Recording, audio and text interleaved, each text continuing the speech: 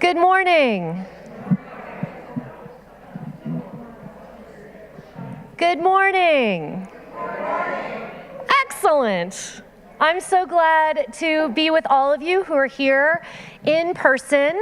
Welcome. And for those of you joining us online now or in the future, welcome. We're glad you're here.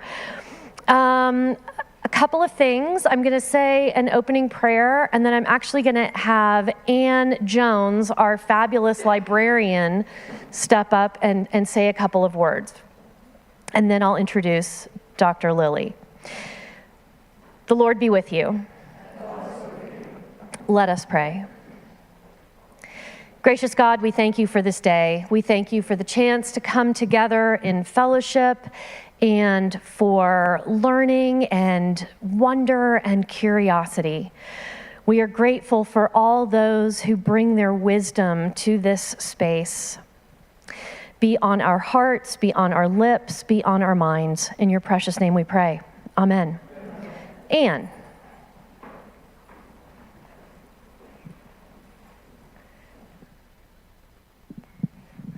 Hi, I'm here just very briefly to remind you, that we have a beautiful library right upstairs, over 3,000 books for you to enjoy. And right now we have a special display just as you come in the library door, which deal with exploring the history of Jesus. We've got several books on display. We also have many, many more on the shelves that deal with this wonderful topic. We do have a computer catalog in the library. It's easy to search that. We've also got the catalog on the library website. Up above where it says Learn, if you arrow down, you can get the library catalog there, and you can search by author, title, and subject, and so forth. Right now, this is one of the books that we have on display. I'm going to put it back up there by the wonderful author who spoke with us just a couple of weeks ago. We also have several of his other books on display. Just in case, for those of you who are new, we have a new way to check out a book. There's a card with a pocket inside the book. And if you sign the card with your name and either your phone number or your email address and just leave it on the desk, then it is yours to possess for as long as it takes you to read, mark, learn, and inwardly digest all of the wonderful information that's inside. So thanks very much. Just wanted to let you know about that. Thank you, Anne. And now I'm privileged to introduce to you Dr. Celene Lillie. She's a scholar of early Christianity, focusing on the diversity of expression in the first several centuries after Jesus.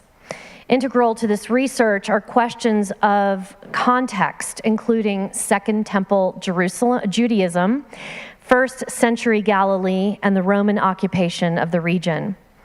Among her research interests are the relationship between a wide variety of texts, the influence of Jewish reading techniques on the early Jesus movements, gender and the early Jesus movement, sexual violence and Roman colonization, and the politics of translations. We are so delighted you're here, not just for this week, but next week as well. Please join me in welcoming Dr. Lillie.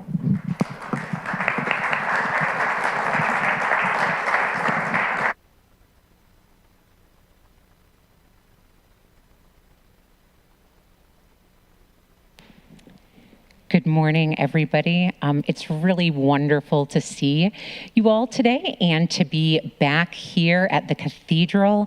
And thanks to everyone here for making it possible for me to come back.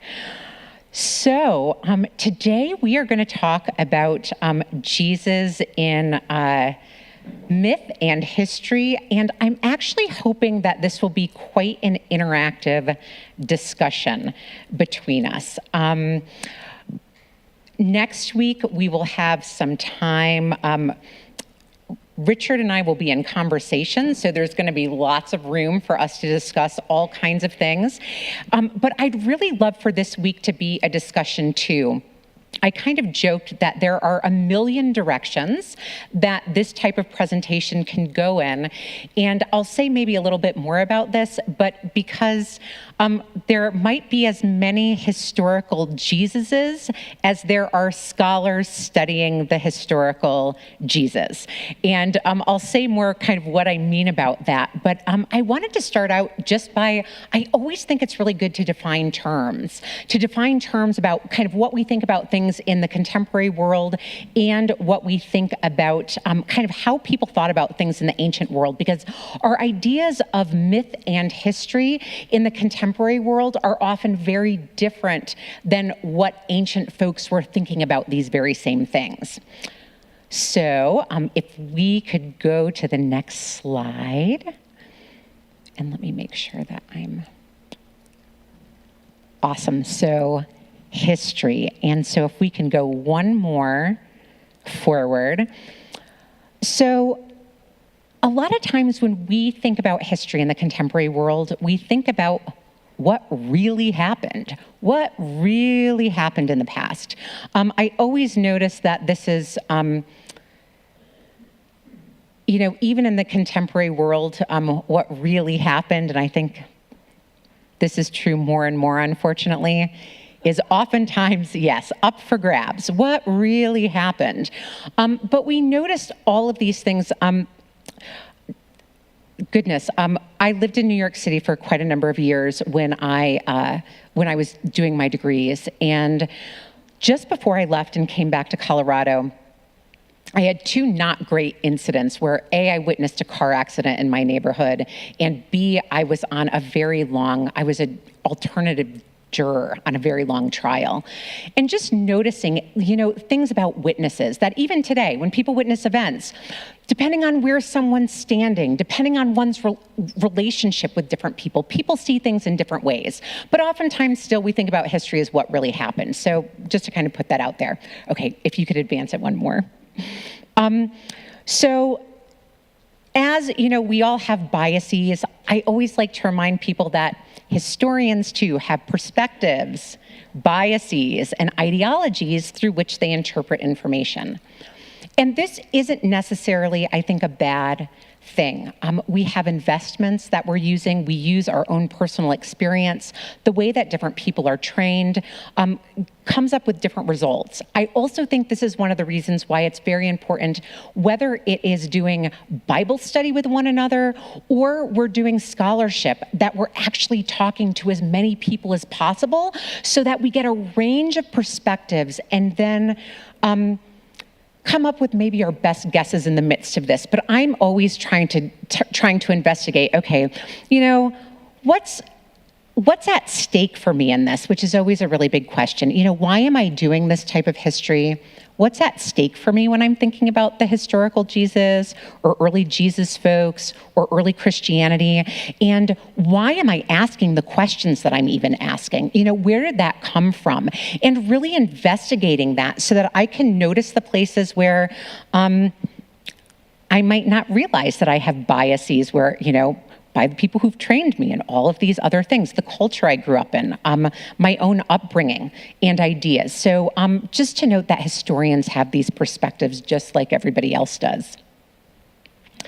If you could advance one more. So oftentimes when we're doing history, it's about best guesses rather than assured realities. And for some people, this can be really disconcerting. But I kind of think there's some good news in here that we can't pin anything down for sure. And it makes us need to use kind of our mind muscles in the middle of this to think about, what's actually happening, and to notice the places, where are we really guessing and where is there more information around something? And then I'd like to take a look at myth. So this is the definition that we get from Oxford Languages via Google. So this is a traditional story, especially one concerning the early history of a people or explaining some natural or social phenomenon, and typically involving supernatural beings or events. And, oftentimes we think of things like, the Hebrew Scriptures or the New Testament as not this thing. But when we look at this kind of is about some early histories of people, and it explains this social phenomenon of the Jesus movement, and it involves supernatural beings or events like miracles, God, etc. So this isn't really far away from what we're doing in Christianity itself. And so the next definition then is a widely held but false belief or idea. And this is often what we think about when we think about myth, that the Greek gods. I'm teaching a class on that's called From Paganism to Christianity right now. And we spent a lot of time with Greek and Roman gods. And, people are like, oh, these Greek and Roman gods, I just don't know what to do with them. And so this is kind of the typical thing I think we think often with myth. Zeus is so mean. He's just pulling the strings of humanity. Why is he doing all of these things? And, this is very different than our beliefs with Christianity or whatever. And this is kind of what I get from my students a lot of the time. But so these are kind of our typical, just to say kind of where I'm coming from, and the ideas that we think a lot of the time are associated with history and myth. So, we want to ask the question then, what did the ancients mean by history and myth? And they meant some really, really different things. So, I really love ancient Greek dictionaries. I'm a total nerd about them. I love the classical dictionaries. You can get later dictionaries that kind of talk about Christian terms, but when we get into these ancient dictionaries, it's really interesting to kind of see what's there. And so history, just in Greek, it's where we actually get the word history from. So, Historio or historia, so history, you can hear that in there. And so what do the Greeks mean by history? So at first it's a verb, so like a doing history type thing. And they talk about it as to seek to know, to inform oneself, to research or inquire. So this sounds pretty familiar. To ask or interrogate. To inquire, examine, explore, observe, to be acquainted with or to know, to report, expound, or describe, to be interrogated or to be recounted or narrated. And so I just want to note that thing, this to narrate something. What does this kind of mean? So then we get this noun. So as a noun, it's again to inquire or research. And it's the result of research, information, or knowledge, a history, or telling exposition, account, or history. So it's some kind of telling here. I just want to note that, there's all kinds of research and things about this, but they don't really talk about it being a true or accurate account. There's some things that are missing from this definition that are kind of important. And so then myth, according to the Brill Dictionary. So, and this comes from the Greek word muthos. So it sounds like myth, muthos. So it is either a word, saying, discourse, or a conversation or a dialogue. So that's a really different thing than we think of, for a myth, that it's really a conversation with something, and it is, something like a proverb or a conversation with folks. So this is what the ancients thought a myth was. So counsel or order, intention, thought, purpose, or design. So a myth is something that gives order to something. It orders it. So it can be a report, saying, news, message, voice, an object of discussion, a saying, a sentence, or a maxim. So again, it fits all kinds of different genres here. And then finally, we get an account, story, narration. So notice we get this piece about something being narrated again. A fable, legend, myth, fabulous or fantastic story, or it can simply be a plot. So all of these different things kind of come into play when we think about myth. So what is ancient history then? It really seems to be a combination of these ancient definitions of history and myth. So it combines these ideas together. And it has some things that are facts, things that we would consider facts today.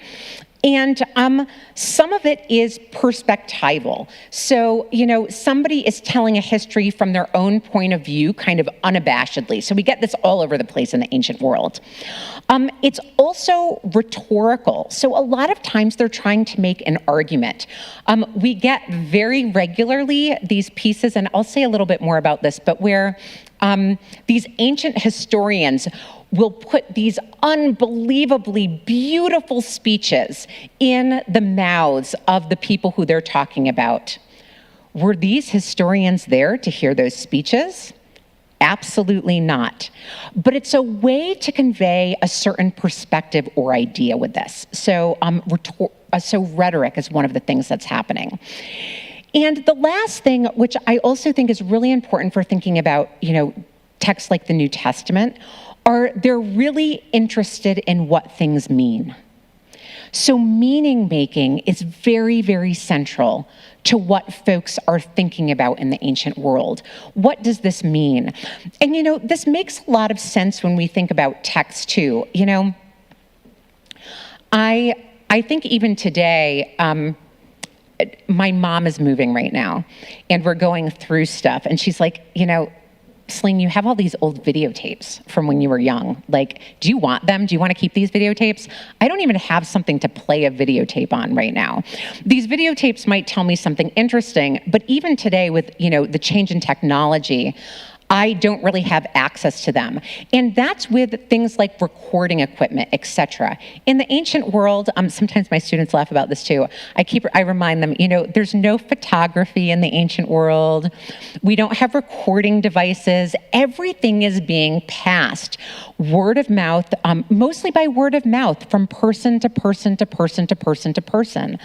And so over time, certain things get lost, little details that might not seem as important, but what people really want to convey over time is the meaning. What did this mean to people, and how do we give this meaning to subsequent generations? So I can't emphasize meaning enough with this. So I want to talk about next a little bit, what is a gospel? So this is one of the main sources that we have for the historical Jesus, this idea of gospel. And unfortunately, my little Greek didn't come through here, but this is euangelion in Greek, which means good news. And good news is there's a whole bunch of things that are considered good news in the ancient world. And I think this is also important for thinking about the Gospels. Like, what's good news, and good news according to whom? So I wanted to start by looking at a different kind of piece of good news that predates the Gospels by about the earliest gospel, probably by about 70 or 80 years. And this is the gospel according to Augustus, or the good news according to Augustus Caesar, the first emperor and founder of the Roman Empire. And this is from an inscription called the Priene inscription that dates to 9 BCE, so really early. And this was a birthday inscription for Augustus. And you might hear ways in which Augustus is described that sound a little bit like Jesus. So since providence or foresight, it says, which has ordered all things of our life and is very much interested in life, has ordered things in sending Augustus, whom she filled with virtue for the benefit of humankind, sending him as a savior, both for us and for those after us, him who would end war and order all things. And since Caesar, by his appearance, surpassed the hopes of all those who received the good news, not only those who were benefactors before him, but even the hope among those who will be left afterward, and the birthday of the God was for the world the beginning of the good news through him. So this sounds really familiar. Particularly, it sounds a lot like the beginning of the Gospel of Mark, but we get these ideas in all kinds of places in the Gospels. This idea that Jesus a Galilean peasant, a Jewish Galilean peasant, who is probably illiterate, is somehow the child of God or the Son of God, who is a savior and brings good news to people. So this is part of the meaning making that we want to think about as we explore the Gospels. When we're thinking about the historical Jesus, here's a place where meaning is of the utmost importance.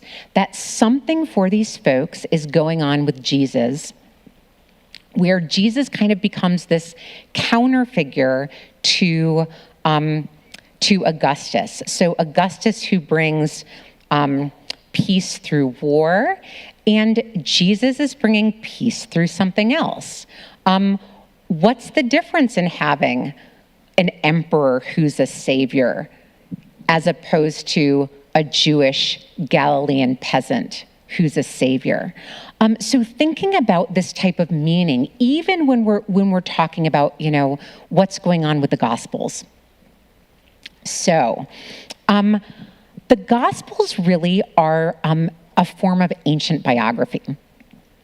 So this is a genre in the ancient world. We tend to think of the Jesus stories as outside of their context a lot of the time, but they're really part of this ancient genre of bios, or lives. So our word biology, it comes from the same root, and these are often lives of great men, and they have a lot of standard tropes. So we get these standard tropes, there's some historical evidence, and then there's all kinds of imagined details to support the characters. So we get these things in. There is a text called Plutarch's Parallel Lives, and Plutarch was an ancient historian, and he, among a bunch of other things, and he wrote all of these lives comparing really famous Greek lives with famous Roman lives. And so this is a type of ancient biography. We also have something like Tacitus, who's another historian. He's a Roman historian from the 1st century, and he wrote a text called the Agricola. And this was about his father-in-law, who conquered Britannia, and I'm going to say something else about this in a minute. Or Philo, who is an Alexandrian Jew, who's taking Greek philosophy and really reading the Jewish scriptures through it. And so he has something called the Life of Moses, where he makes up a whole bunch of stuff about Moses' childhood that we don't know anything about from any other sources except from Philo. So it's this combination of using, sources that people know alongside sources, or just imaginings of folks to fill in the gaps. To give you a little bit of an idea about this, though, which I always find very interesting. So Tacitus's Agricola, for example. In it, he's writing from Rome. He never visited Britannia, or present-day Great Britain, and he writes about kind of where all the Roman garrisons were, what the landscape looked like, et cetera, et cetera, et cetera. He's also making up a whole bunch of speeches and putting them in Agricola's mouth, putting them in in Britannia's, their leaders' mouths. These beautiful rhetorical speeches. We have no clue what they were. And for a long time, historians were like, yeah, Tacitus doesn't have a clue what he's talking about. Like, whatever, we can't believe a word of this. And as is often the case, which I think is fascinating with ancient history, they've been doing excavations on some of these Roman garrisons in Britain for a long time, and lo and behold, Tacitus is totally right about what's happening with the geography and where these garrisons were located. So we get these pieces where folks are really learning about the history, and we have these rhetorical speeches that don't really mean, that we know are not fact, but that doesn't necessarily mean they aren't true and might be imbued with a lot of meaning. Another great example of this is the founder of Rome, Romulus, in the 8th century BCE. Roman generals, when they conquer folks, they have these big parades called triumphs to celebrate sacking people, really, which is the bottom line of this. They bring the spoils of war, parade them through the city of Rome, and in the Roman Forum, they had a list of everybody who had had a triumph. And of course, Romulus is the first one. He founds Rome, he sacks all the neighbors, and he has these big triumphs. And so this dates to about, I can't remember what the exact date is they put on the forum, but it's around 750. And again, historians for a very long time were like, there's absolutely no way. There's no way. We don't even know if Romulus was a real person. There's no way there's any type of fact in this. And again, lo and behold, I think it was around 2010, they're doing excavations up on top of the Palatine Hill in Rome, and they find the remnants of these huts that date to the 8th century BCE. So it's always this combination of what we would consider fact and then lots of what they would consider myth around it. So again, we're constantly trying to parse out these details when we look at this. Again, what it meant is what's important, not necessarily what happened. So the next slide. So what do scholars agree on about the historical Jesus? So now we're going to fall into the pitfalls. So 3 things. So there are 3 things, and only 3, that I think most historians would agree on concerning the historical Jesus. And so the first is this picture here. So that Jesus was a Galilean Jew and had some kind of teaching program. We know that there are lots of what we might call Jewish renewal movements at the time, and that he was probably part of these. So this is fact number 1 that I think we can pretty much hang our hats on. Although, there's a book that you can find in the New Age section of bookstores that talks about Jesus not existing at all. So I can't even say 100% of people agree with this. So number 2, that he was crucified. So this is something that historians absolutely agree upon, that this is a fact number 2 that we can know. So number 3, that his followers had some kind of experience of him after his death. So these are the 3 things that I would hang my hat on, that absolutely they happened.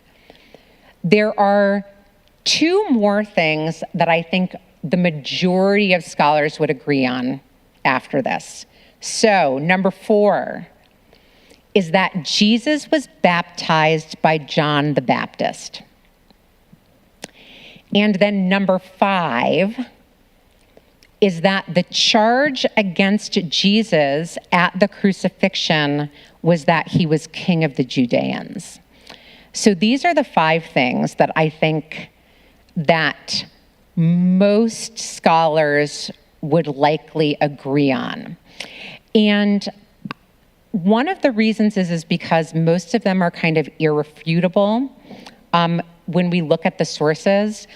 And then we get these pieces that, so this kind of tells you a little bit how historians do history, that are kind of odd. And this is really in relationship to the last 2 here. So around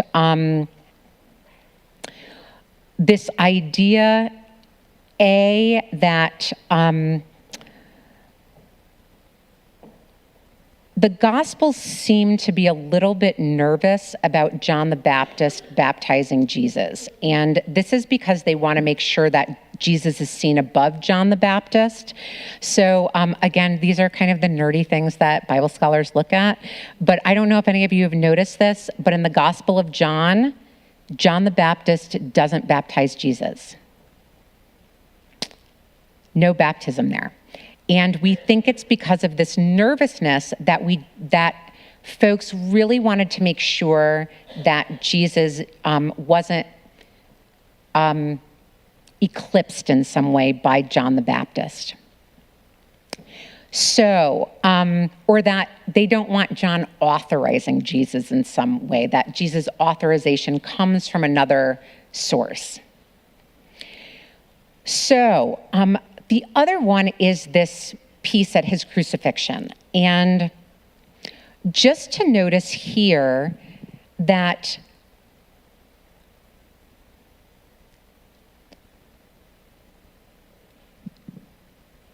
Jesus is not, no one calls Jesus by this title anywhere else in the Gospels. This is the only place it happens. He's either called the Son of God or the Son of Man or simply Messiah or Christ. So these are the things that his followers are constantly kind of saying about him.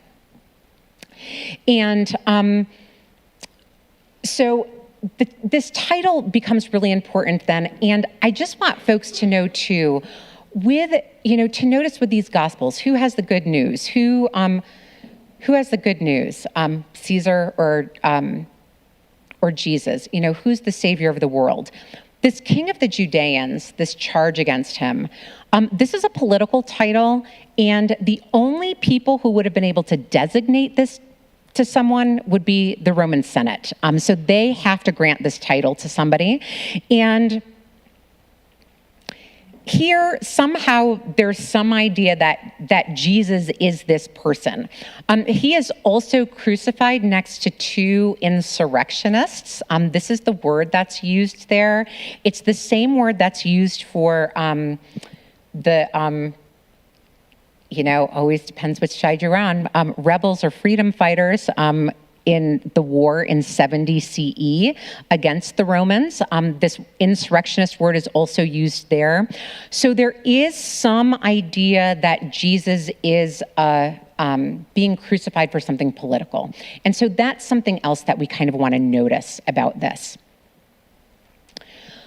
So I just kind of want to say also, from this, we get all kinds of different Jesuses. We have, I just actually recently, there's a new book, and I can't believe, I should have written the title down. It's a new historical Jesus book that just has come out in the last couple years, and folks are doing a Marxist reading of Jesus. And they basically, at the beginning of the book, they kind of quip that most people searching for the historical Jesus find the Jesus that they're looking for, as I said at the beginning. So people who want Jesus to be an insurrectionist, there's a lot of evidence for this. And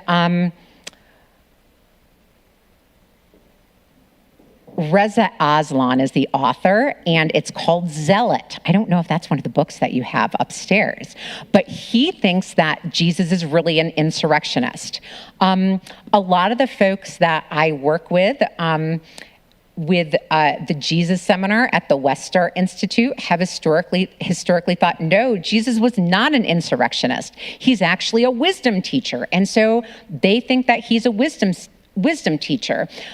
John Dominic Crossan is really into this kind of Jewish renewal movement piece, and that really seems to be what he's talking about, what John Dominic Crossan is talking about at this point. So there's all these kinds of Jesuses that people can make kind of out of the evidence. And again, which I think is probably really interesting and good news, and it can also probably be a little dangerous in certain ways. And again, I'll say something about that in a minute.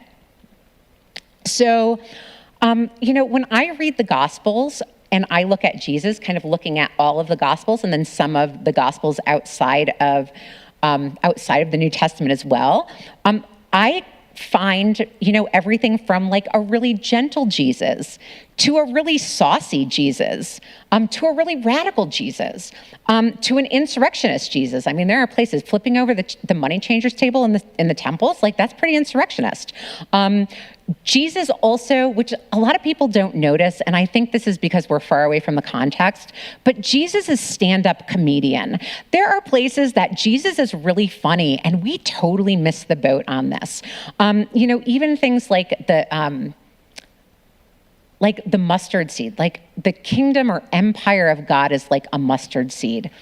A mustard seed is a weed that takes over your garden. Like, what a weird thing for the kingdom of heaven to be. Like, how bizarre is that?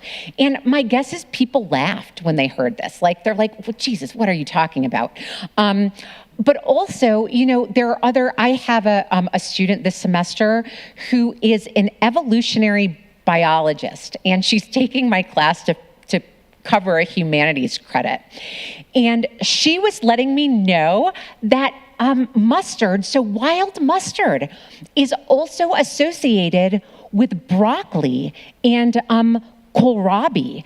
And she was wondering if there might be something else with this and the cultivation of certain kinds of foods. And that was a question that I'd never asked before. And so now I want to talk to some of the folks that I know who are working on kind of traditional, learning about traditional farming in Palestine and finding out, like, were broccoli and kohlrabi anything that they had? Could this be a part of this, little aphorism that we might have never thought of before?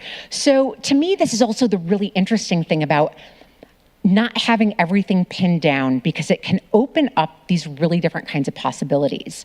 So then aside from like maybe stand-up comedian to agricultural whiz Jesus, we get loving Jesus and philosophical Jesus and healing Jesus and all of these other things. And it really depends on the historian which Jesus kind of comes forward out of this mix.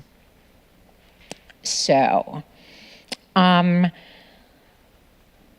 what's at stake in all of this? And this is where I'd really love to open it up to everyone and again, have a conversation about this. I think we could go any number of ways.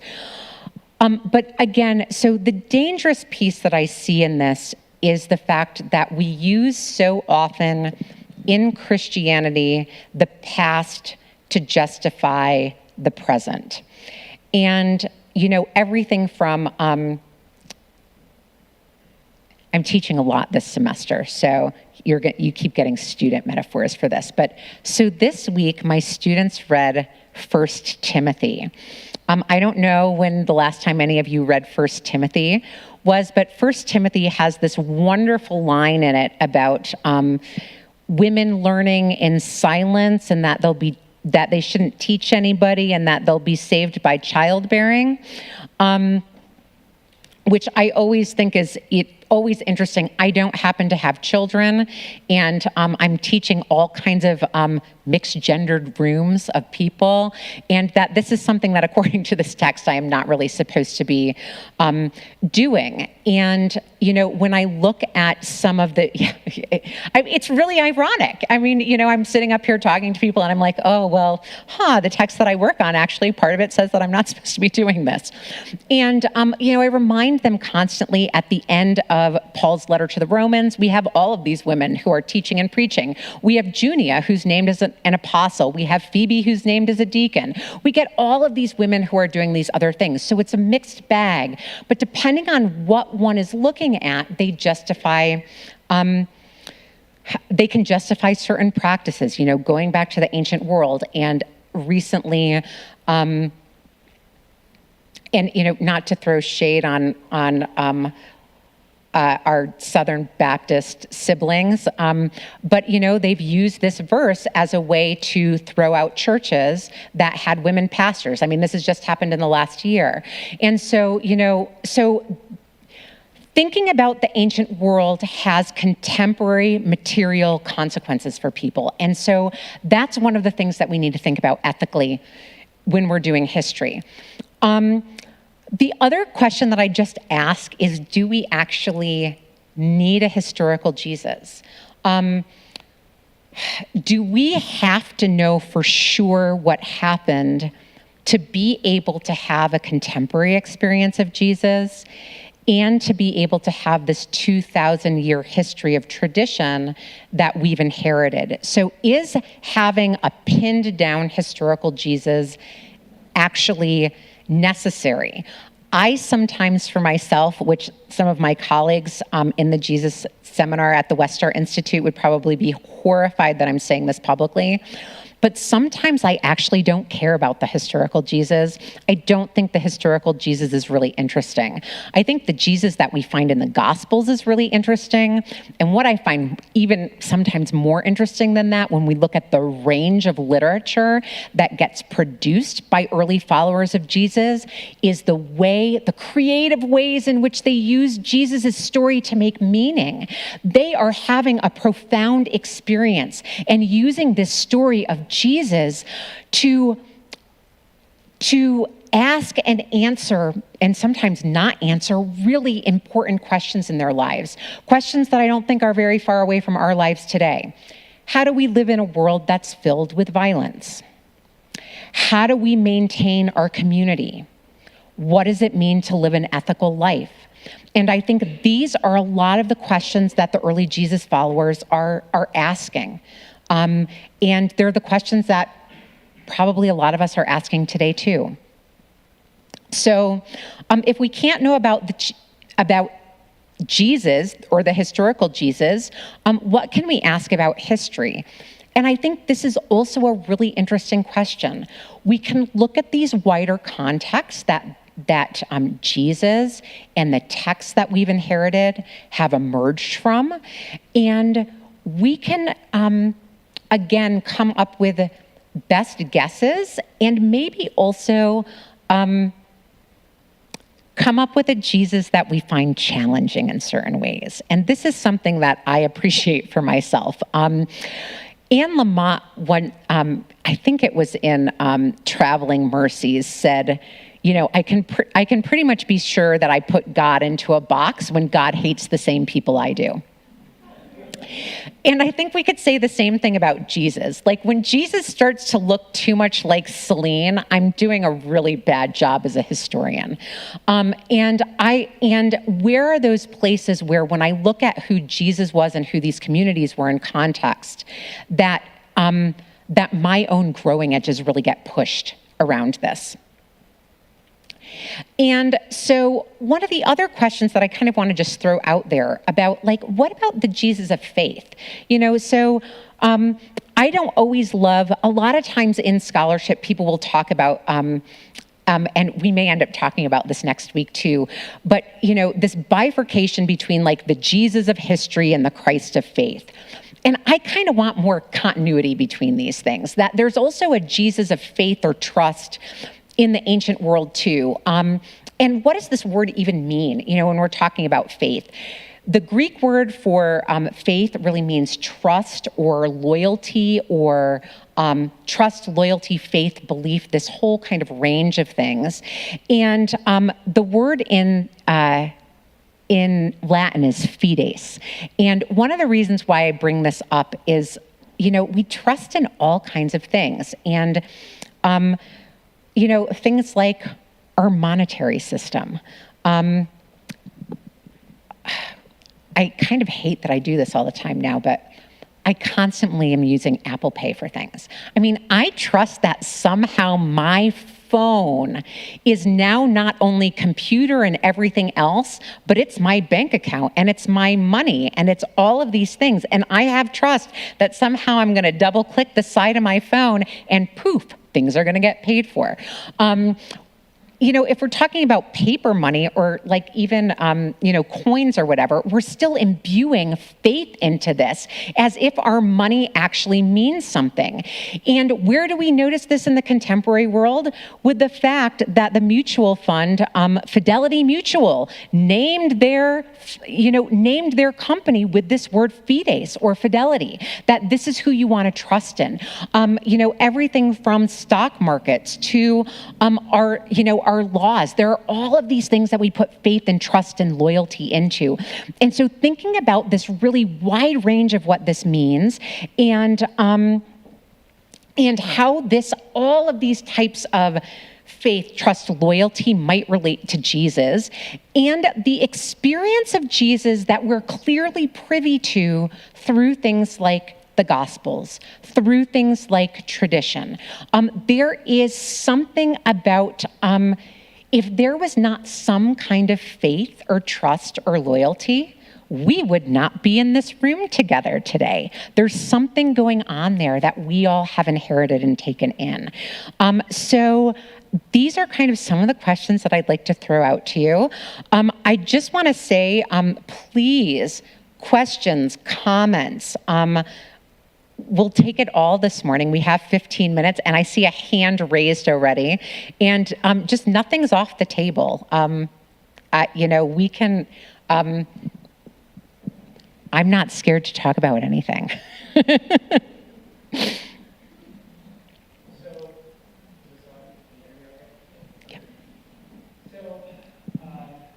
of course, being raised as an American, looking at our history through light of new scholarship. As an example, a couple of weeks ago, somebody mentioned Columbus Day, and I kind of bitch slapped him over the phone, and I'm like, "What the hell are you talking about? You know, this is Indigenous People Day, right?" So. So as we think about the historical Jesus, and let's just say for the sake of argument that there was enough archaeology and there was enough scholarship and so on and so forth, that somebody went into the ossuary and they eventually found Jesus' bones, just for the sake of argument. So my view of what I learned growing up as an American has been, I wouldn't say eroded, but there's cracks, right, in the foundation because of what we've learned versus what we were told to believe growing up and saying the pledge and so on and so forth. So are there, either scholarship or thought experiments where we think about where a populace has suddenly become more aware of what a reality is? So for example, Copernicus and the notion that we revolve around the sun as opposed to the world revolving around the earth, that's a radical change in worldview, of course. So if there is a radical change in worldview wherein Jesus maybe is not the Jesus of what we see in the Gospels or even what we experience through our faith, what would that actually mean 100 years down the road, 200 years down the road? That's a very hard idea to get your arms around. You know what I mean? I mean, I think it's a really great question, and I definitely don't have an answer for it. This piece about what might it be if we knew something about Jesus? And I think the two things that this just makes me think about in my own work is that I feel like as a, middle-class, overeducated white American, mostly who I need to identify with in these stories is the Romans. Like that's, I think, one of the big lessons for me myself is that I need to think about what does it mean that Jesus isn't talking to me, but is really speaking against the culture that I am part and parcel and emblematic of in a lot of ways, and what is that asking of me? And I think that's one of the things that I, just in the same way, Columbus Day, Indigenous Peoples Day, that it's this learning curve that many of us, I'll just speak for myself, this has been a lifetime learning of what does it mean to understand the ways in which I have internalized culture in the United States, and how do I start to kind of break that open? And like everything else, I think doing this type of work in terms of the historical Jesus and thinking about history can be another wedge in opening up those spaces. But thinking about like if we knew something for sure and how that would change, and things that we do know for sure. Like it does seem that Jesus is pushing up against the Roman Empire, and Jesus has become conflated with became conflated with the empire in the 4th century and continues to be conflated with empires in all kinds of ways. And then there are these ways too in which Jesus, I think, constantly has these moments of resistance throughout history as well. I mean, one of my favorite stories from church history was learning about the Protestant Reformation, and Martin Luther is so excited about translating the Gospels into the vernacular. And all of a sudden, the people in the pews are hearing what the Bible actually says for the first time, and what happens?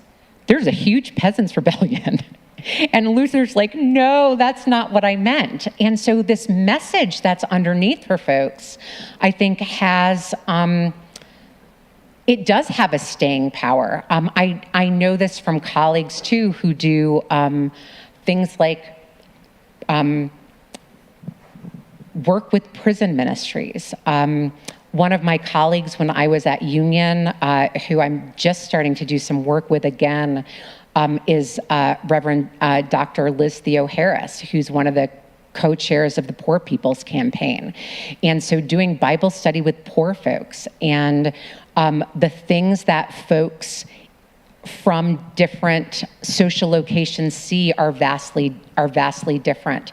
And so I think for me, these are some of the places where we can kind of get wedges into the questions that you're answering without totally answering the question.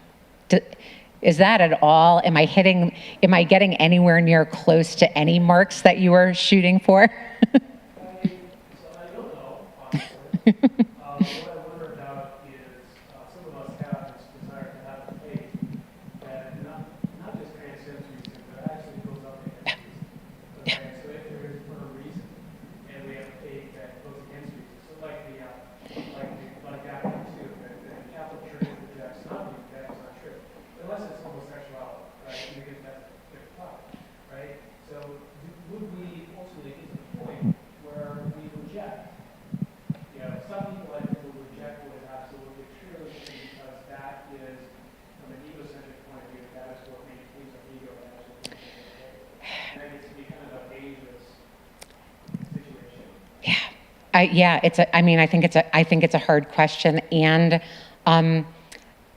reason is a particular construct too. I mean, all of these things that we could deconstruct and deconstruct and deconstruct. Hopefully, I think my hope always is that in the deconstruction, it's actually opening up space for different kinds of faiths rather than foreclosing space. And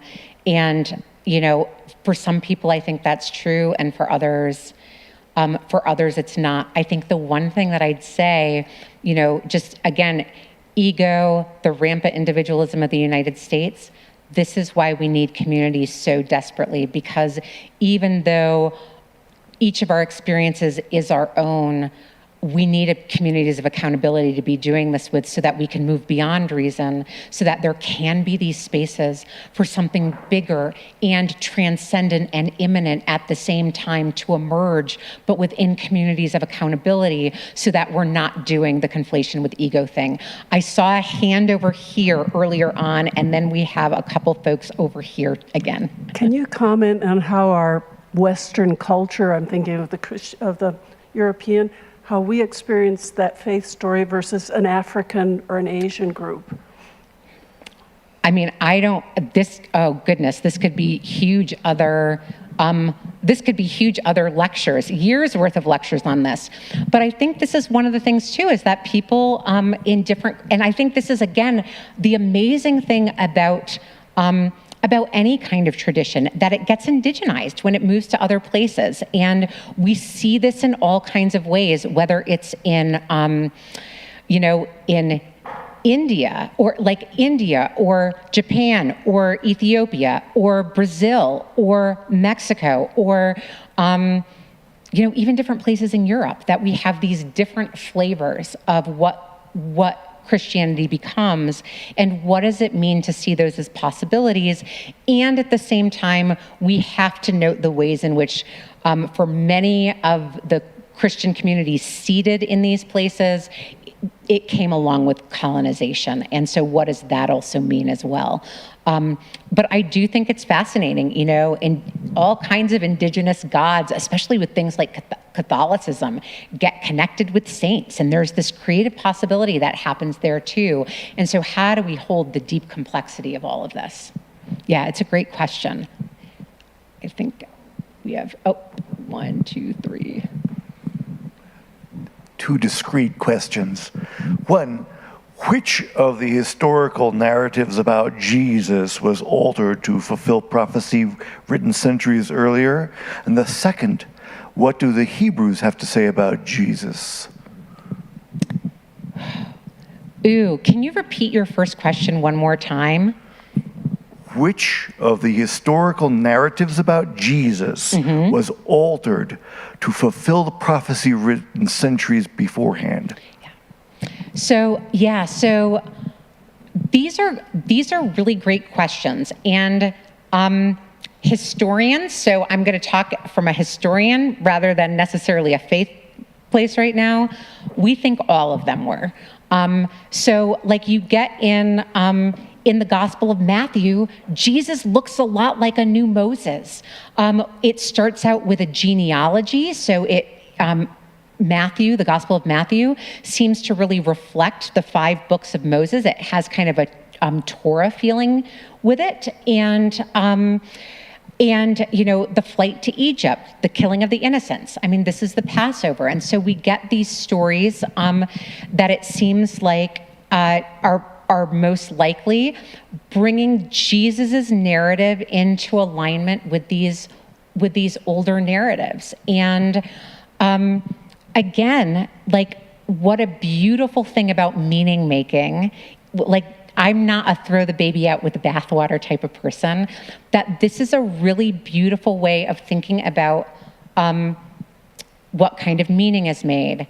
And, which I think kind of gets to your second question too, I'm also really concerned about anti-Semitic readings or anti-Jewish readings of the New Testament and supersessionism, this idea that Christianity is the fulfillment of Judaism and really trumps and eclipses it. And so for me, it's always a both and. So how do we see this as this wonderful way in which ancient Jews or Hebrews are using their scriptural tradition to make meaning of Jesus? And then what's the difference in people who claim Christianity doing those types of things today?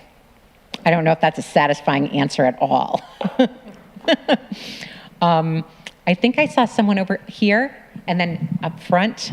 Oh, we can do it all. Hi. Hi.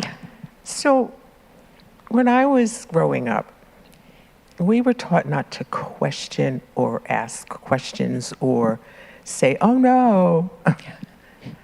How do you handle that today?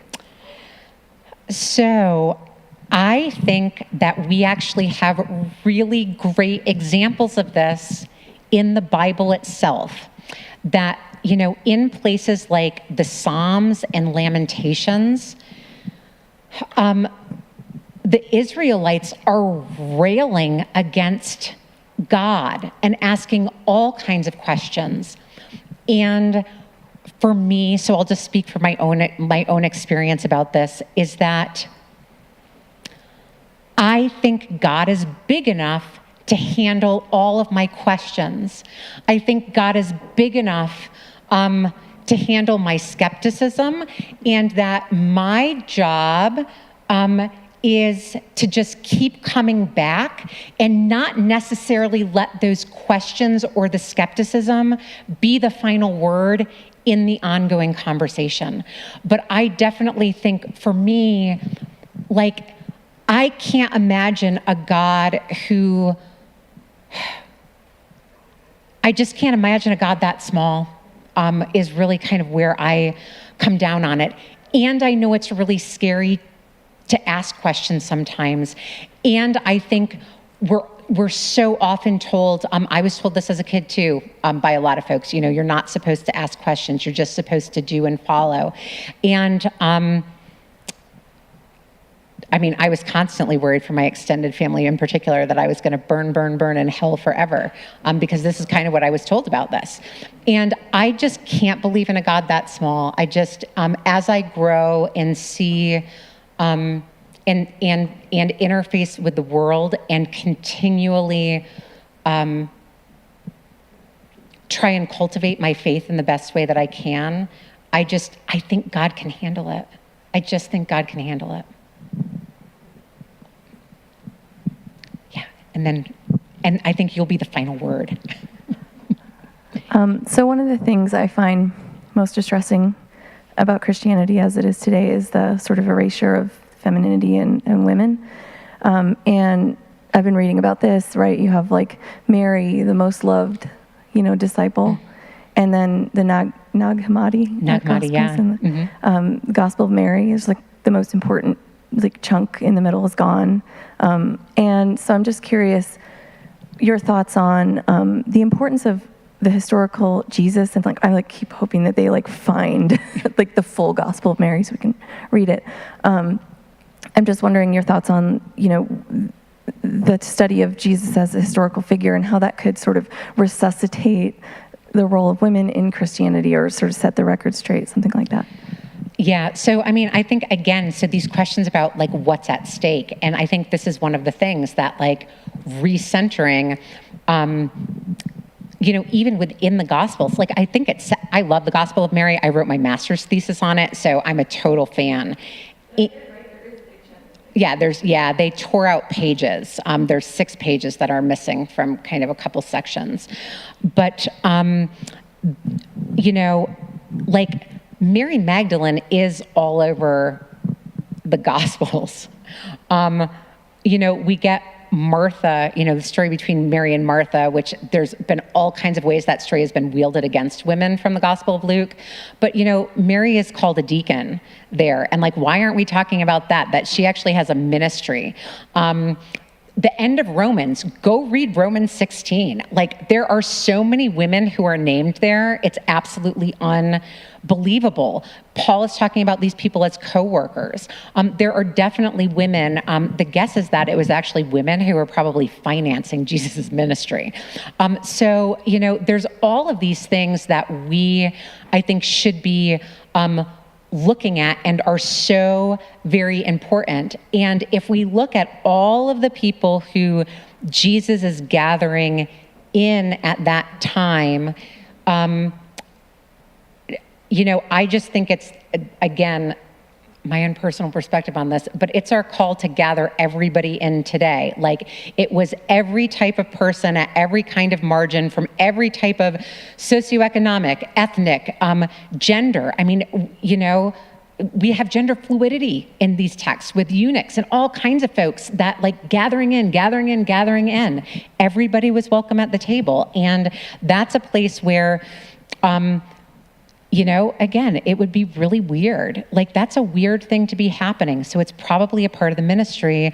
And when we look at texts, like there's this correspondence that we happen to have from between a governor in what's present-day Turkey and Asia Minor and the Emperor Trajan.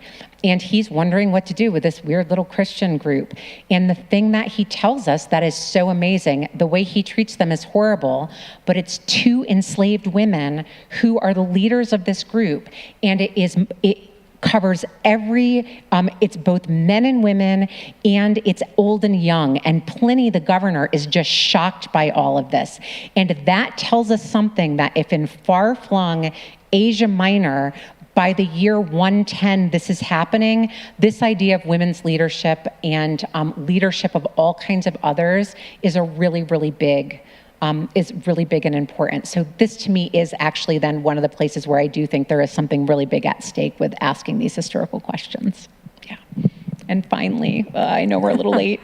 I was wondering, kind of in looking at how historians dig into the historical Jesus, if there's been any overlap between biblical scholars and then Muslim scholars at looking into Jesus as the prophet in their part of the religion? So because historical Jesus stuff is happening earlier than the advent of Islam, there's not as much of that happening.